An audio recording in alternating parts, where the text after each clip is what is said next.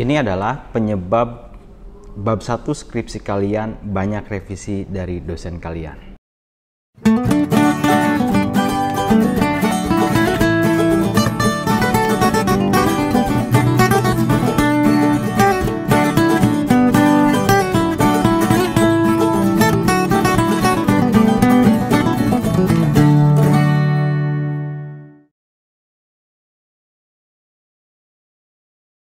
Assalamualaikum warahmatullahi wabarakatuh. Kembali lagi di channel Skripsi Bisa. Bagi kalian yang belum subscribe channel ini, silahkan di subscribe terlebih dahulu agar kalian bisa mendapatkan video-video terupdate dari channel ini yang tentunya ini akan bermanfaat sekali bagi kalian, khususnya mahasiswa.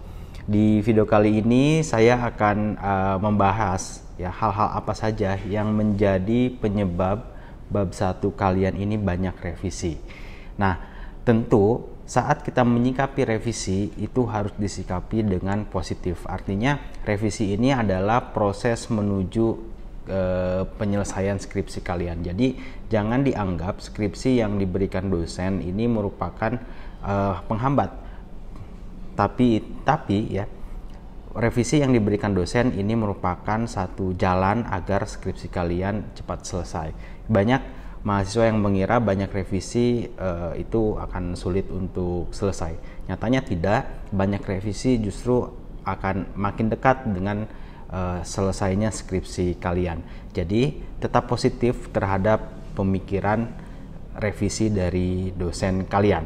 Justru yang harus dikhawatirkan adalah ketika skripsi kalian tidak direvisi, ya itu harus ada tanda tanya besar. Kenapa skripsi kita tidak direvisi? Padahal skripsi merupakan pengalaman pertama kita dalam menyusun penelitian. Nah, sekarang kita akan bahas hal-hal apa saja yang menjadi penyebab bab 1 kita ini banyak revisi.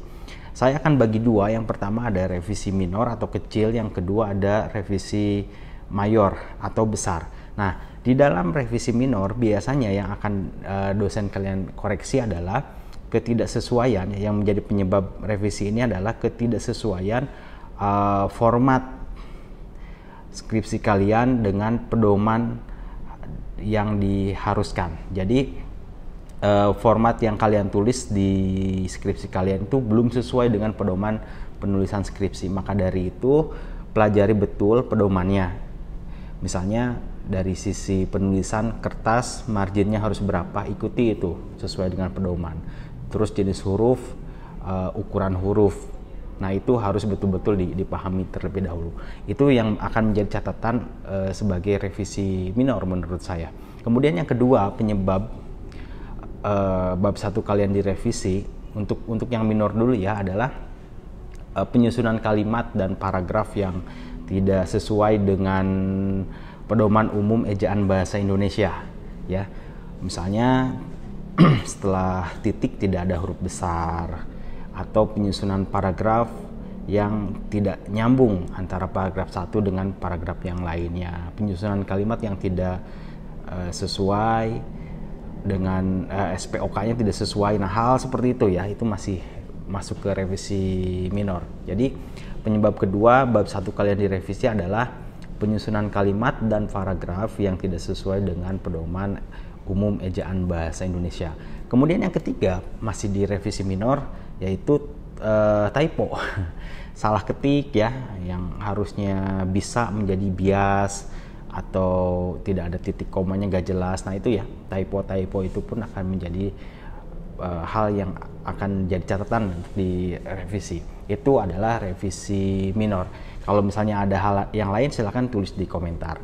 Nah yang kedua ada revisi mayor. Nah ini cukup besar ya rombakannya ya. Revisi mayor ini lebih ke konten bab 1 kita. Ada beberapa hal yang menyebabkan bab 1 kita direvisi ya. Yang pertama untuk revisi mayor adalah di latar belakang ini paling banyak ya, belum memunculkan masalah yang akan diteliti atau belum memunculkan masalah penelitian. Itu akan direvisi, pasti akan ditanya masalahnya apa, akan ditanya gap penelitiannya mana. Kalau di latar belakang kita ini belum muncul itu, otomatis revisi. Masuknya ada revisi mayor, ya cukup besar ya revisinya. Belum muncul masalah yang akan diteliti.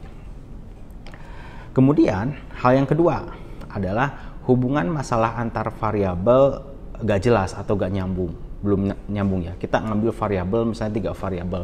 Di dalam 3 variabel itu antara hubungan masalah antar variabelnya belum tergambar di bab 1 kalian. Nah, ini menjadi revisi mayor.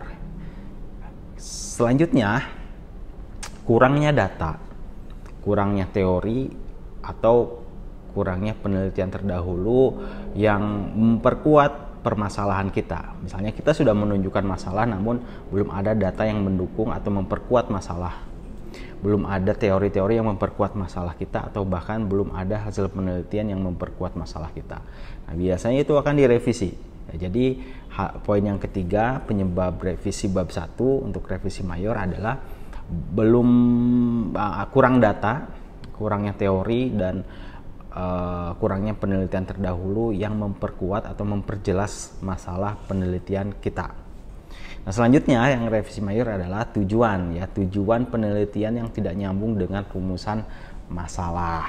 Nah, itu beberapa hal yang menjadi catatan yang dijadikan revisi mayor. Nah, itu saja ya teman-teman semua hal-hal yang menjadi penyebab bab 1 kita ini direvisi. Ya, mudah-mudahan setelah mendengarkan video ini akan membantu kalian dalam menyusun bab 1 sehingga meminimalisir kesalahan-kesalahan yang terjadi saat kalian bimbingan. Ingat, revisi merupakan proses penyempurnaan penelitian kalian, bukan penghambat penyelesaian skripsi kalian. Terima kasih. Assalamualaikum warahmatullahi wabarakatuh.